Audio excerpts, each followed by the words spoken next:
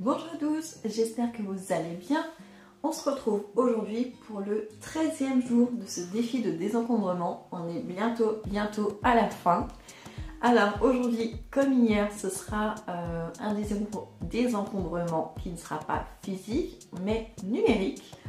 Aujourd'hui, on va s'attaquer à tout ce qui est numérique. Donc, je m'explique. Aujourd'hui, je pense qu'on est tous concernés, on a tous un smartphone, beaucoup d'entre nous ont une tablette, un ordinateur portable, un ordinateur fixe, une ou plusieurs boîtes mail. Donc finalement, on a beaucoup de choses qui sont en numérique et on ne pense pas forcément à faire du tri alors que tout ce qui est numérique, en fait, nous on voit pas tout ce qui est derrière, mais ça inclut des serveurs qui chauffent énormément, qui doivent être refroidis, donc qui utilisent beaucoup d'électricité et donc qui ont un impact sur le climat.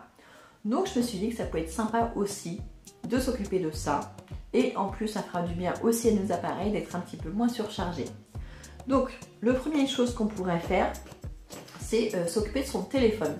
Sur notre téléphone, on a, on va dire, des applications et peut-être comme moi, beaucoup de photos et de vidéos. Donc aujourd'hui, pour le téléphone, on va déjà simplement s'attaquer aux applications. Donc regardez les différentes applications que vous avez sur votre téléphone et désinstaller celles dont vous n'avez pas besoin et que vous n'utilisez pas. Je pense que c'est assez simple. Après, vous pouvez aussi regarder vos photos, vos dossiers photos, voir si des fois on a des photos en double, en triple, parce que voilà, la première n'était pas bonne, mais on ne l'a pas supprimée pour autant. Donc déjà faire un petit tri sur les photos, peut-être les transférer directement aussi sur l'ordinateur si vous ne le faites pas régulièrement, parce qu'on ne sait jamais, notre téléphone peut tomber en panne, il peut ne plus pouvoir marcher, ça arrive quand même assez fréquemment. Donc avoir une sauvegarde, ça peut être assez sympa. Ensuite, on peut s'attaquer aux boîtes mail, donc on peut en avoir une ou plusieurs. Si on en a plusieurs, ça multiplie le travail. Donc déjà, c'est vrai qu'on ne le fait pas assez souvent, mais supprimer les mails qui ne servent à rien. Moi j'ai été obligée de le faire il n'y a pas très longtemps parce que maintenant Hotmail a changé sa procédure. Enfin, ils ont modifié leur espace de stockage. Avant, je ne sais pas quel espace de stockage on avait, mais là ils l'ont réduit.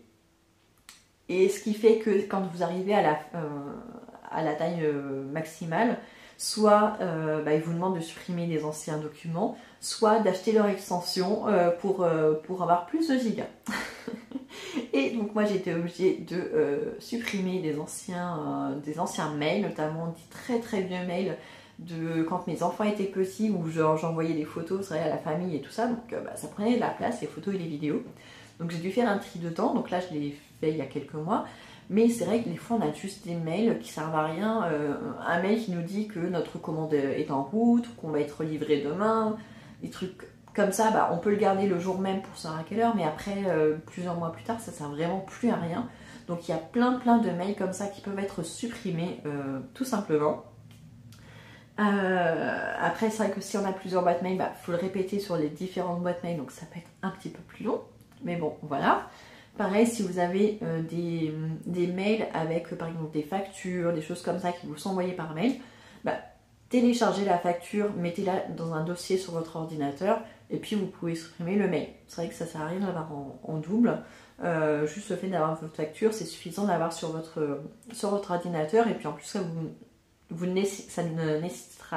nécessitera pas que vous ayez internet pour consulter la facture. Donc c'est encore mieux. Ensuite, on peut aussi regarder sur ces différents appareils, ordinateurs fixes, ordinateurs portables, les tablettes. On a souvent un dossier documents, enfin on a différents dossiers. Allez voir dans ces différents dossiers, vraiment, si vous n'avez pas des documents en double, en triple, ça peut arriver. Hein, des fois on oublie qu'on l'a sauvegardé et puis on le re-sauvegarde. Ça arrive très souvent, ou alors vous l'avez mis dans plusieurs dossiers différents. Donc voilà, regardez comme ça. Après, ça peut prendre beaucoup de temps, donc vous n'êtes pas obligé de faire tout d'un seul coup. Vous pouvez vous dire que vous le faites la semaine prochaine, vous vous dites le mois prochain je fais tel ou tel dossier. Voilà, ça, suivant les personnes, on peut avoir beaucoup de documents numérisés. Donc voilà, en tout cas, il faut penser à le faire régulièrement, ça soulagera votre ordinateur, il fonctionnera mieux. Et puis même vous, après, ça vous sera plus facile de retrouver tel ou tel document. Et enfin, le tri qu'on peut faire aussi, c'est tout ce qui est contact dans les différents réseaux sociaux, les chaînes qu'on suit, notamment sur Instagram. Regardez tous les comptes auxquels vous êtes abonné. Et s'il y en a que vous ne suivez pas depuis très longtemps, que vous avez arrêté de suivre, bah, vous pouvez les supprimer. Ou les comptes qui ne vous font pas du bien. Des fois, on a abonné à un compte, mais en fait, on se rend compte qu'en fait, on ne partage pas les mêmes valeurs, les mêmes points de vue. Alors des fois, ne pas partager les mêmes points de vue, ça peut être enrichissant parce que ça permet de s'ouvrir. Mais il y a des fois où ça nous met en colère, où ça nous met dans des émotions qui ne sont pas positives. Et dans ce cas-là, bah, je vous conseille de les supprimer aussi, puisque si ça ne vous fait pas du bien, ça ne sert à rien de les garder. Et pareil dans les chaînes YouTube. Souvent, sur YouTube, on nous dit, ah, bah, voilà, abonnez-vous à ma chaîne et tout ça. Et bêtement, on le fait parce qu'on a aimé la vidéo, mais en fait, on n'y revient plus jamais. Donc, dans ce cas-là, bah, ça sert à rien. Vous recevez peut-être des notifications qui vous polluent quand vous utilisez votre ordinateur, votre téléphone et tout ça. Donc voilà, regardez aussi la liste des chaînes YouTube. Les chaînes YouTube que vous n'avez pas regardées depuis très longtemps, soit parce que la personne ne partageait plus les mêmes centres d'intérêt, ou ça ne vous apporte plus rien, vous n'allez plus la voir parce que voilà, les vidéos ne vous intéressent plus, ou parce qu'elle n'a pas fait de vidéo depuis très longtemps et que vous ne savez pas si elle va revenir. Voilà, il y a plein de choses qui peuvent rentrer en compte. Donc regardez toutes les chaînes YouTube auxquelles vous êtes abonné et supprimez celles qui ne vous intéressent plus, tout simplement. Peut-être que la mienne en fera partie, je n'espère pas, mais bon, ça peut arriver.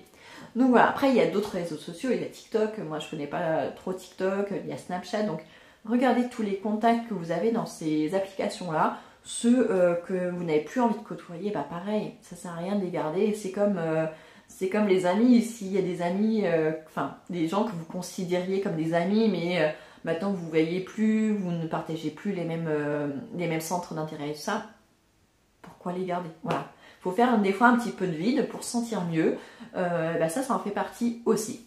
Donc voilà, bah j'espère que cette petite vidéo vous aura été utile à vous également. Et on se retrouve demain ou dans quelques jours pour la suite du défi des encombrements. À bientôt!